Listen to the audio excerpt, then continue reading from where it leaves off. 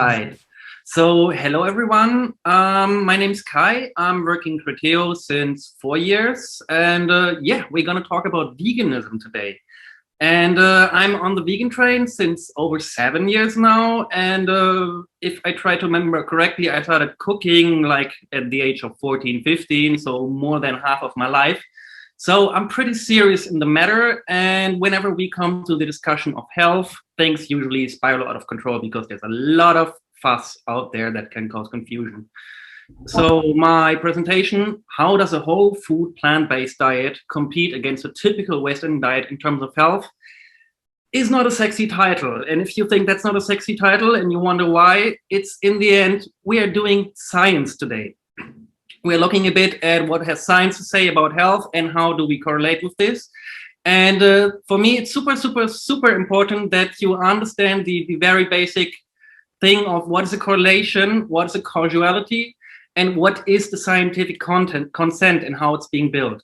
If we don't understand this, we don't need to talk about science. So please give your attention in the next 3 minutes. It's the most important time. So a correlation is when things just seem to be connected, and you can find correlations if, for example, you just have a poll and ask people about their BMI and you ask them how much sport they do. You most likely find a correlation that tells you sport makes you slim. You see their body weight, you see their amount of sports. You could say, yeah, sport makes you slim. But is it causality? Not really. What about diet pattern? What about you're having a disease? What about you're having a strong versus a weak metabolism? So even though it points out to be something more or less correct, it's not necessarily connected. And the causality is proper evidence. You need to make an experiment or a double-blind study or something that cuts out all the parameters so you can have a clear view on just one thing. If we want to have an evidence or a causality around the sport, we could do something like sport consumes energy. How do we do that? We put somebody on a treadmill and we measure his breath and see how much carbon dioxide he produces. The faster that person runs, obviously, the more carbon dioxide is in the breath. So you have a clear causality between physical activity and your energy burn. And when you have a correlation and you find a lot of causalities around that, then we start building the scientific consent. So in our example with the sport, a good example of a scientific consent is the claim sport is healthy. Of course, when you have an accident and so on, then it's not that healthy. But the basic principle is you have a correlation you find in an observable study. You find a lot of evidence around it that supports that, and then you build the scientific consent. So what we're doing today is actually we're looking at how do two different dietary patterns correlate with the scientific consent in terms of health. So on the menu today, we need to look at what is a healthy diet in the beginning. Why not talk about vegan versus meat right away? No, we should define what is healthy. And then we look at where are we actually coming from? How is our food being developed over time? And then we can see where are we at now with the Western type of diet and can compare to a whole food plant-based diet. And from there, I'm gonna make a deep dive into one topic and I'm not gonna spoil you, gonna be exciting.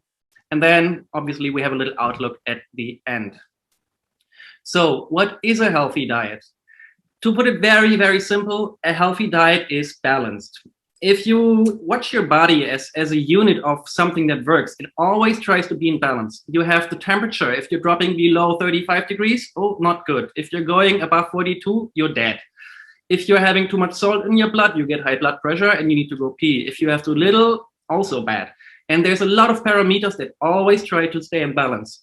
And one important factor there, obviously, is also food. So whatever you have in any nutrition, you can have a lack or a deficit of it, or you can also have an excess. Think of calories, for example. If you have too many calories, you're getting obese. If you're having too much iron, you can get an iron overload, and.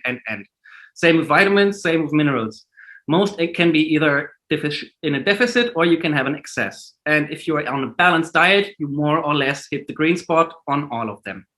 So if we aim for that, we're good. So how do we achieve that? The scientific consent from the WHO is actually very small. So they insist on eating fruit, vegetables, and legumes, nuts and whole grains. So in other words, eat your greens. You should have at least 400 grams, blah, blah, blah. But then we go on sugar. Less than 10% of total energy could come from free sugars. Ideally, less than 5%. So don't go on free sugars too much. Then we talk about fats. Less than 30% should come from fats. I'm looking at everybody eyeing with keto here. This is not on the scientific consent. And they rather say we should go on saturated fats and we should go on trans fats. So that's like a technical fats that come, for example, when you deep fry stuff or when you bake stuff too hot, but also many animal products have trans fats in them, especially from mammals. And then better eat unsaturated fats, like you find them in plant oils or in normal plants. And then they insist you should go low on salt. Don't eat more than 5 grams, but your salt should be iodinized. So that's the consent. That's pretty much what the World Health Organization recommends. We're not talking about eat plants or versus eat meat. We're not talking about you need this, this, and this, and this nutrient. They say eat your greens, go low on sugar, go low on fat, and that's it. Could not be too complicated in the end. So if we look at where we are actually coming from, we're seeing here the timeline from the first agricultural revolution or Neolithic revolution until today. And the agricultural revolution mainly changed us from being a hunter and gatherer to a farmer, meaning instead of we eat what we find, we change to we eat what we produce. So we start building crops, we start farming animals and so on, and whatever we produce, the natural product, we still eat it. And this never really changed until the 50s. When the 50s kicked in, we started industrializing the food as well. And if we look at that, we have around about 12,000 years of a not so much changing dietary pattern to a dietary pattern that's highly industrialized and highly processed. And if we see this, 12,000 years, we had no change. And within the last 70 years, we have adaptations to make. This is less than 1 human lifetime on average. So whatever is changing, our genetic code surely is not adapted to that. So what happened then when we started industrializing our food? Mainly, we were aiming for a lot of good things. We improved the shelf life. We had higher availability due to mass production. Food got way cheaper and it got centralized. So instead of like getting things from 10,000 different farmers, the farmers contribute to a product. The product gets processed and is available everywhere because it's coming from a central company and gets spread through our normal supermarkets. And this is mostly possible through processing of the food.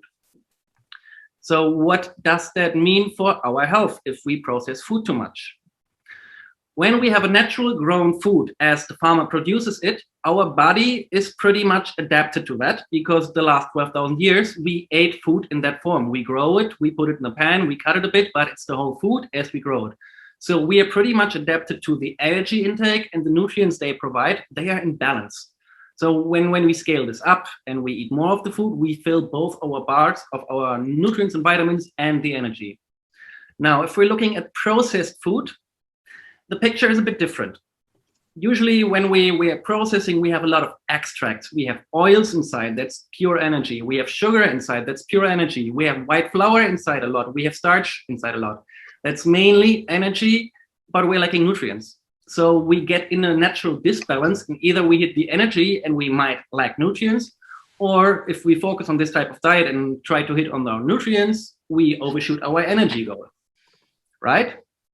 And to demonstrate how big that gap actually is, we can look at one product made from the same source. We look at wheat. We can have an all-purpose flour and a whole wheat flour.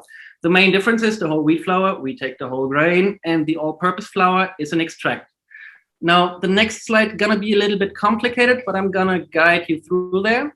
So what we are looking at here, we are looking at 1,000 calories worth of all-purpose flour and whole grain flour. And we're just comparing some of the micronutrients, so some vitamins, some minerals, and so on, and fiber. And if you have 1,000 calories, so maybe half a day to a third day of food, the difference in the minerals spikes up to the 6-fold of what you're getting. Meaning if you want to chase your magnesium with normal all-purpose flour, you need to at least eat 6,000 calories. If you're coming from a normal diet, let's say a woman is around about 2,500 calories per day, for a man up to 3,000 on average. you would need to have 2 days of complete eating to hit that number. So there is a lot you miss when you process food. Why is that happening? When we are having white flour, we usually go for the germ and the endosperm. The germ contains some essential fats and so on to kickstart life, and the endosperm is things we need to grow. It's protein and energy, carbs and protein mainly.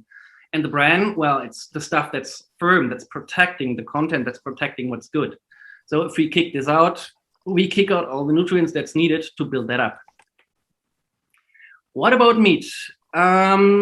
In the same time, from 61 to 2018, we grew even in Europe a bit more. The fastest growing market was in Asia because we industrialized them, and the life standard there changed massively for a lot of people. But in Europe as well, we had a steep growth. And if you look about the meat supply per person, we are, compared to the population, still quite top notch. Like most European countries, they are in the deep red and in the deep orange. So there's plenty of meat available for us, all of us in Europe. And if we're looking at where it's coming from, we mainly eat pig meat and poultry, and we also have the biggest growth in those. Right. So if we are following those patterns, if we are following what's being produced and just go in the supermarket, take in, so all that's available, we are on the Western diet. The more you align to those numbers, the more Western you are eating, right? So it's all available, and if you just take the average of what's all available, you are on the Western diet pattern. Now, what the fuck is a whole food plant-based diet? Obviously, it's a vegan diet, but I can tell you this one is definitely a vegan diet as well. We can have fries, we can have Coke, we can have Oreos, we can have cake, everything available in vegan. But does this make it healthy? Not really. So what we're seeing here is a Western vegan diet, so to say. All that's produced and available, but not healthy. And what we're actually looking at or want to look at is going whole foods. Whole food means we don't eat the whole piece, but we eat the entire food. So if you make a flour from the whole grain, you still eat the complete grain, just in a different shape. And you're not missing out on those nutrients, and you have the food as it's being produced by the farmer still. So vegan does not mean healthy automatically. If we ever discussed about this, vegan is not healthy, this is not healthy, it's not the right discussion. It's about what type of food you're eating in the end. So how do we find out what's the benefits and the downsides of each of those forms? We can, and scientists love to do that, we can look at what is killing us. Might be a bit shocking for some people, but especially in medicine, this is like the KPI number one is death rate. So let's have a look at the death rates that we're facing. We are going back to the World Health Organization, and they have nice little statistics about the top 10 causes of death globally. And we have a comparison of 2020 and 2000 and 2019. You have the white bubble is the old year, and the filled bubble is the new year. We have a clear trend. It's rising. The top cases, they are all rising. And if you want to sum them up, the first one alone is responsible for 16% of all deaths. They are all ischemic heart diseases, 16% globally. And 1/3 of all deaths is the top three. So 1/3 of the world population has a circulatory issue and might die from that. That's a big number, 1/3. So if you go in the room, it's 1, 2, 3, 1, 2, 3. Every third person potentially can get this. This is massive. And in Europe, it's pretty much the same. So the diseases of the circulatory system, they are 37% of all deaths. Is it lifestyle related? Most cases obviously are. The same with cancer. Is cancer lifestyle related? Lung cancer, don't smoke. Colorectal cancer, you can improve that by getting your fiber and eating healthy. Prostate cancer and so on, everything lifestyle related. The Alzheimer and dementia is linked to iron, and diabetes is linked to fat and sugar. So a lot of the death that we're facing globally is actually lifestyle impacted. So to go into the deep dive, we're gonna look at one of those. Let's look at the ischemic heart diseases or coronary heart diseases. What is causing that stuff? It's problems with circulation. If we're having problems with circulation, obviously we don't get the oxygen where we need it, and then the heart is gonna pump harder. and we get high blood pressure and a lot of things, and we get problems with that. So when we're looking at what is causing coronary heart disease or atherosclerosis, we start with a healthy vein, and on the very inside is a nice little layer called the endothelium. If you're cooking, you might have a pan that has a Teflon coating inside. That's pretty much the endothelium. The endothelium makes sure that your blood flows and makes sure that everything reaches where it should reach. And CHD is a problem because we can build up something called a plaque behind this endothelium. So there's something going behind the wall and starts accumulating and building up like a cushion of something that stops the blood flow. And if the further we narrow down the vein, the less blood goes through, right? Until we have a completely blocked artery and there's no more blood flow. That's a pretty bad situation we should try to avoid. So how does that happen? There's been some observational studies how that's being built up. And in Korea, they looked into heart scans, and they figured out that in 17% of otherwise healthy heart donors around or lower than the age of 20, we have that. On 37% in your 20s, 60% in your 30s, 71% in your 40s, and if you are in your 50s, 85% of all people have that. Meaning, if you don't have that, you could say you're not normal. But that's a pretty shitty type of normal if this is something that can kill you, right? So what you could think of, let's maybe YOLO all my life until I'm in the mid-30s and then go fully vegan. Is that maybe a good idea? Nope, it's not. So how does it kill? Usually when there's normal blood flow and we start building up blood, the vein gets more narrow and we have more blood pressure. So there's a lot of risk factors coming at me. The blood pressure itself, for example, through smoking or through a fat diet, then the blood viscosity, so how good does the blood flow itself, is causing more risk to that. So what's happening then, it's not that we don't grow the plaque so big that it fills up the gap here, but it can also get infected and burst. And then what happens with the blood and the blood patterns, they are clogging the blood. So there's like a wound inside of your arteria, and this then gets blocked. And this is what's causing a heart attack or a stroke in this case. If this is happening in your heart, it's a heart attack. If this is happening in your head, we're having a stroke. If we're having this in your foot just might fall off. It's the classical smoker foot is coming through this. But if we don't have the plaques, we don't need the risk factors, because if there is no plaque, nothing can burst, right? So we're looking into the topic of what's building those plaques, and that is related to cholesterol. Okay, so what is causing high blood cholesterol? There was a meta-analysis, so a meta-study, looking at 395 dietary experiments, meaning evidence, and they could read this following out of it. If you take a diet and replace 5% of the saturated fat in that diet via polyunsaturated fat, we get a pretty good reduction of the blood lipid levels with the blood cholesterol. So a change of 5% does not mean we reduce the amount of calories, but we change the quality of the calories. The same happens if you replace 5% of the saturated fat with monounsaturated fat. And an even smaller effect is if you reduce your dietary cholesterol. Meaning if you're cutting down the cholesterol, you still have an impact, but more lever you find in the fat itself, right? And this is based on experiment data. This is pretty much the scientific consent. The big picture here is, if we remember what the World Health Organization tells us, trans fats should always be avoided because they spike exactly that problem the most. If you're relying a lot on fried stuff, deep fried stuff, and also cheese and mammal products, you most likely get a lot of those trans fats in, which is in the end pushing up your cholesterol.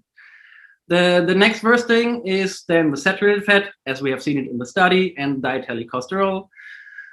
And if we let's say take olive oils and so on, they pretty much do not impact it. But however, if you replace like bad fats with neutral, unsaturated, monounsaturated fats, you still have a good effect.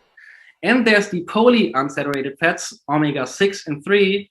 They actively push down your cholesterol. You can put them on top of your diet and they will make a positive impact on your blood cholesterol levels. So what you want to do here is you want to try to get as most polyunsaturated fats in. You find them usually in fish and in some seafood and in certain types of nuts and seeds. If you focus on them, your cholesterol might go down. So what is actually the recommended level? The optimal level is somewhere in between 50 and 70 milligram per deciliter of lipoprotein, so cholesterol in your blood. And this is the same value that you find in native hunter-gatherers for. They don't know what is a heart disease. They don't know that. And they are all naturally, with their natural food, they are on that level. The same is when you look at primates. If you look at monkeys and so on, they all have the same cholesterol level and they don't develop heart disease. So if we are on that level, like the native hunters and gatherers, then we should assume that we might be immune to that. If you're that low, you don't build it up, right? So what's the values that we're usually seeing for total cholesterol and LDL cholesterol is either 200 milligram per deciliter or 100 milligram per deciliter for the LDL.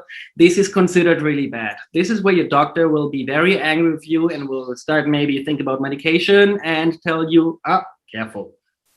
The range between 200 and 150 on total cholesterol or between 100 and 70 is considered normal, the normal range.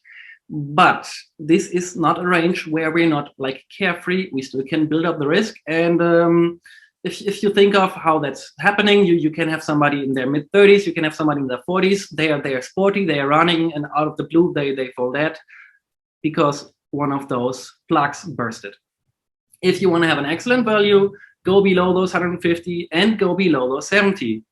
And if you're there, you're pretty much on the same state like of a native hunter and gatherer. And yeah, you don't develop that. What's a pretty late alarm signal? I mean, what is the elephant doing in the bed? If we're thinking of where else do we have very small and fine vessels, like in the brain, like in the heart, where the circulation needs to be super proper to function, we have it in our genitals. So a very strong alarm signal you might get is an erectile dysfunction. If something in your love life is not working the way it's supposed to work, this might be diet-related as well. If you're having this problem, go to your doctor, get your blood checked. This applies to both men and women. So if you want to spice up your sex life, don't take blue pills, eat your greens. That's about it. Now, what is the concept around that? We have an observational meta-analysis over the effects of a plant-based diet on plasma lipids. And I'm just going to read it out because this is a lot of stuff inside. So observational studies, it's observational, it's not experiments. They have demonstrated that populations following a plant-based diet have lower overall and ischemic heart disease mortality. Sounds good. Vegetarian diets have been associated with lower blood pressure. Sounds good. Lower body weight, lower body mass index, lower C-reactive protein levels, lower blood concentrations or inflammatory markers, improved insulin sensitivity, so we are talking diabetes now, and better glycemic control. Good, no? That's pretty intense. So they are currently investigating, so we don't have answers. They are investigating the acceptability of plant-based diets to be accepted as a similar therapeutic diet across diverse populations, meaning a diet as a therapy in order to prevent this disease. Compared with other diets, plant-based diets have the advantage of not requiring any macronutrient content calculations or portion size control, meaning you're on the plant-based diet, eat what you want. Plant-based diets are also very high in fiber. They improve satiety, which sets them apart from calorie-restricted weight loss diets, meaning eat, eat, eat, and most likely you still will be on the good balance with your calories. And they say with adequate planning, vegetarian diets meet all nutrition needs. Now, is this the scientific consent? It's not. It's observational studies only, and they suggest to go into that field. Why is this not consent? We are reaching here the limits of what's possible in science. If we're looking at people having a heart disease, you want them to survive. You want them to get better. It's a morally very bad idea to put somebody into, hey, let's do an experiment with you where 50% you get the healing and 50% chance or you die, I'm sorry. We morally cannot do that. So we are very limited here. And the same is if you want to make a double-blind study on you eat a vegetarian diet versus you don't, how do you do that? You can't fool people into not eating a plant. That's technically impossible. So what we have here is shitloads of correlations that all point out that if you're going on a plant-based diet, you have a low risk on those pressures. But it's not yet scientific consent, but they are trying to push for it. They're trying to build it, but it's going to be a long run because making those experiments happen is really, really tricky. All right. There's more to get though. Like we are having the correlations, we're looking at things, and what is there that we can look at already? So here's an article from Cadiovascular, and he's offering that we should use a plant-based diet and coronary heart disease. We should use it as a mandate for effective therapy. What does that man mean with the word effective therapy?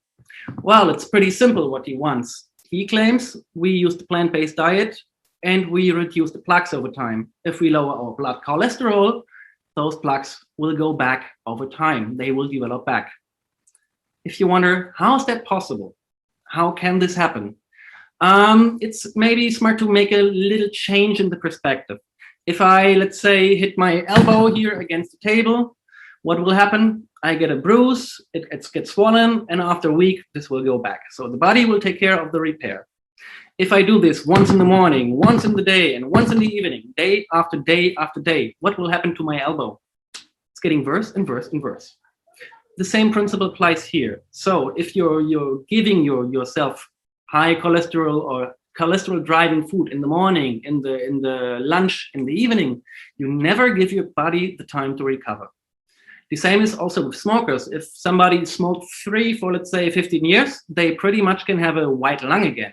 Your body takes care of it if you give them the chance and you give them the time to do that. Now, if you wonder, is that real? It is.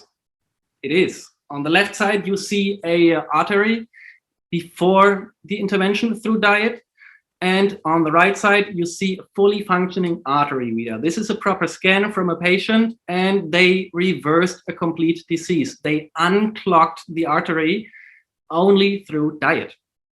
So this is pretty intense. And if you're wondering, but I have genetically high cholesterol and so on, yes, this is also risk factors. But the author of the study, he put it pretty neatly down. So he says, while genes load the gun, the lifestyle pulls the trigger. It all starts and stops with our endothelium, the guardian life jacket of our blood vessels. If we destroy our endothelium, we develop the disease. If we restore it, we vanquish our disease. So there is a lot possible if you just allow your body. But it's still not scientific consent. So if you want to believe it, believe it. If you don't want to follow it, don't want to follow it. My recommendation here is make your research and find what you want to believe. And all in all, how do you find this? What's possible? It's like, wow, right? Diet and the health are so strongly connected. So what's the catch? What's the downsides if you're going vegan, if you consider going vegan? There's one absolute catch you have to consider. It's taking vitamin B12. We don't find enough vitamin B12 in a plant-based diet. So we absolutely have to supplement it. There's no way around because this will develop over time. If you're having a full storage, this can take 3 to 5 years before you get a deficit. But once it's there because you don't find enough of that stuff in plants. And then we have some potentially critical nutrients. The first one is vitamin D. Vitamin D is the sunshine vitamin, so you can produce it yourself if you go in the sun. You also find it in animal products. So if you eat them in the cold months, or if you're living, let's say, up in the north where there's not too much sun, vitamin D can be a bottleneck. It can be a bottleneck for, let's say, the Western diet as well. But on a vegan, it's even more critical. So if you're having a long period of no sun, it might be smart to take some vitamin D from time to time as well. Then the next, iodine, super, super critical, especially in Europe. If we are looking at Americas, their soil is very rich in iodine. But here in Europe and in many other places of the world, our soil is not. So get your iodinized salt, eat some algae from time to time, some seafood, and so on. The next is omega-3 fatty acids. You can find them in certain seeds like chia, flax, or walnuts. But the long-chain version of it, you mainly find in seafood. So you either take algae or you take fish. Or if you want to make the transformation so your body can upgrade your short chain, which you find in the plant, to a long chain, but the transformation rate is very low and the science is not behind yet. So we know we can upgrade those. We don't have the insights on if that's enough. So if you want to play safe, take some omega-3s or make sure you eat some seaweed from time to time. The rest, selenium, you find it in paranuts or Brazil nuts. Iron and zinc, you find them actually everywhere. But the issue is with the absorption. If you want to do yourself a favor and get good values on iron and zinc, also on calcium, always combine your iron-rich meals with some vitamin C. This will help you to absorb it better. And also, if you are like a fan of coffee and tea, take them away from your meal. If you want to have a good absorption, the coffee, it will like bind the iron and build complexes that we can no longer absorb. So if you're having, like, especially as women, having issues with iron, try moving the tea and the coffee at least 1 hour away from your meals, so your body has enough time to absorb the nutrients, and then you can enjoy your coffee. And besides that, that's pretty much it. If you're eating whole foods, most of them are in control, and you need to look a little bit on the vitamin D and obviously the B12. But if you're eating like whole food, plant-based diet, that's not really an issue. So if we compare this with what we have in the Western diet, or when the science talks about the ideal diet, they often mention the Mediterranean diet. They still focus a lot of grains, they focus on vegetables, they focus on greens. Then they have the lactose section and the meat section, which are already pretty small, but they are there, and this is oil. The only difference is we don't have cheese available, so let's eat something else. Eat beans, eat a lot of beans, and instead of meat, eat nuts. Those two groups, they are super, super nutrient rich, and I always recommend to include them in your diet, because this, like, what you get out of them is ridiculous compared to the rest. Like the grains, they are nice. Yeah, veggies and fruit, they are nice in the vitamins. But these two groups, they are ridiculously good. So if you want to do yourself a favor, eat more beans. That can be easily done. Look around the world. In Asia, we have a lot of tofu. Doesn't really remind you of beans. In the Mediterranean and the Middle Eastern, we have everything on chickpeas. There's falafel, there's hummus. If we're looking in South America, they have beans dishes. Everywhere there's beans. The British have baked beans on toast. Everybody, every culture enjoys beans because they are super nutrient rich. So you should try to make that too. And if you don't like beans themselves, try to find alternatives in products. And yeah. What's the key takeaways here? First of all, vegan is not automatically healthy. If you want to be healthy, you should focus on healthy foods. They can be vegan or non-vegan, but it's always a natural food and non-processed food.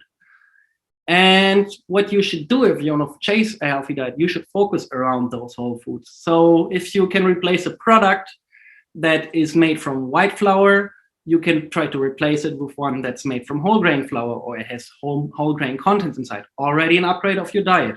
Or if you want to kick out a product completely and replace it with a whole grown food, that's even better. But those baby steps can make a difference already. And then next, the variety is king. If we're going back to the circle, try to eat from each group. Each group has different strengths and weaknesses. While fruit and vegetables, they are strong in vitamins. The minerals, you find them in the grains and the legumes very strongly, and so on and so on. So go around the circle as often as possible, and you get the best variety possible.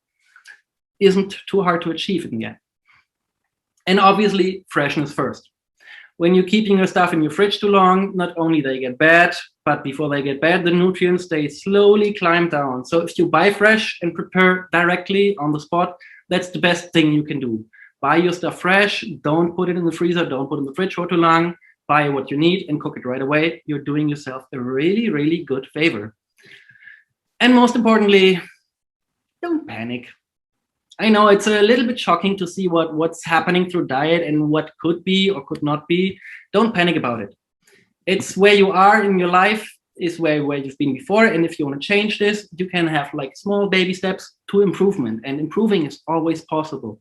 So don't see this huge change that you might want to attack, but take it like little by little and try finding things you can improve on and can exchange, and you will see how fast your whole body feeling can develop into something completely different. And in the end, if you want to try out, it's not that hard, because all the foods you've seen in between here, from the burgers to the soups to the lasagnas, they are all whole food, plant-based foods, and they are all being cooked by me. And so I can pledge for that this is the real thing. What you see there is all whole foods, and it's all vegan. And I want to invite you to try them out because I have them all on my website. So thanks for listening. We can now jump into the question round.